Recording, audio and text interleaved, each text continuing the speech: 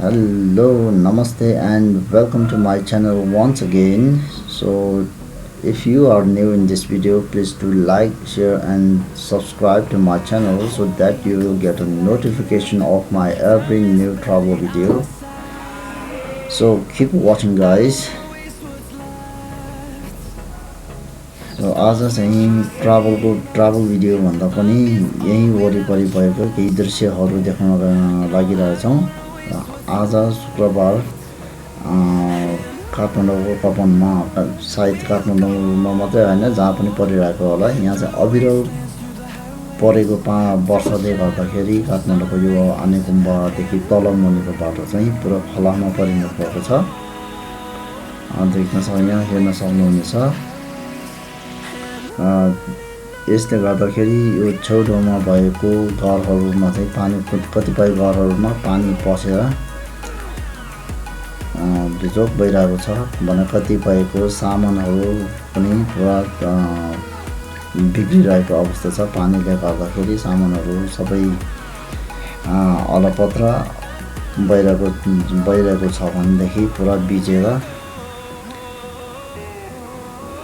भिजोक भइरहेको छ।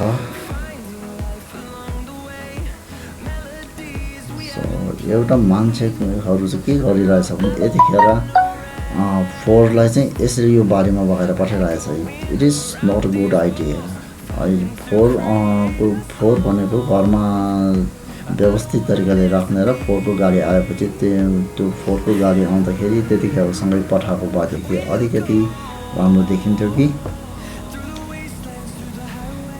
मान्छेले एउटा के भने के अब यसलाई एउटा चान्स पनि हुँदो रहेछ के अरे यसरी अब खोला आयो बाढी आयो त्यसमा बगायो पठायो सक्यो लान्थै छ।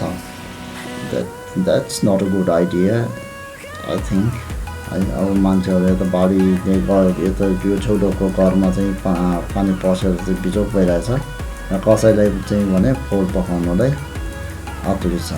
यसरी यहाँ डाउको पानी चाहिँ पुरा उम्लेर आइरहेछ। अब यो लाइन यसको निकास राम्रो भएन। निकास राम्रो नहुँदाखेरि चाहिँ यो यसै माथि उम्लेर आयो अनि सबैतिरबाट थुप्रेकोले गर्दा यस्तो भयो। So thanks for watching this video. Have a good day.